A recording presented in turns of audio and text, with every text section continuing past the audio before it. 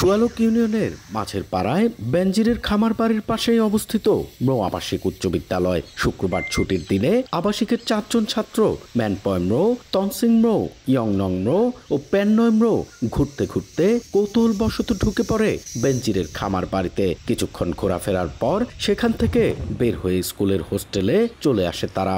কিন্তু তার একদিন পর সিসি ক্যামেরার ফুটেজ দেখে বাগানে চাঁদাবাজ প্রবেশ করেছে বলে অভিযোগ করে খামার বাড়ির কেয়ারটেকার।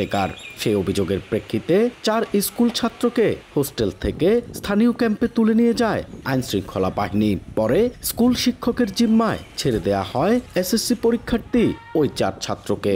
আইনশৃঙ্খলা বাহিনী তাদেরকে ধরে নিয়ে গেছিল। ধরে নিয়ে যাওয়ার পরে এই বিষয়ে তাদেরকে জিজ্ঞাসাবাদ করে আমরা পরে তাদেরকে নিয়ে আসি।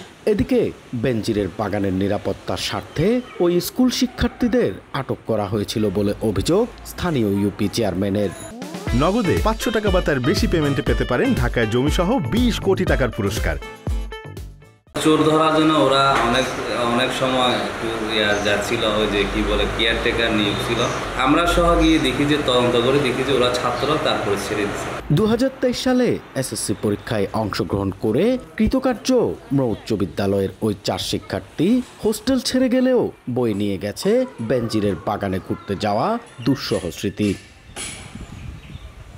এন এ জাকির, সময় সংবাদ, বান্দরবান।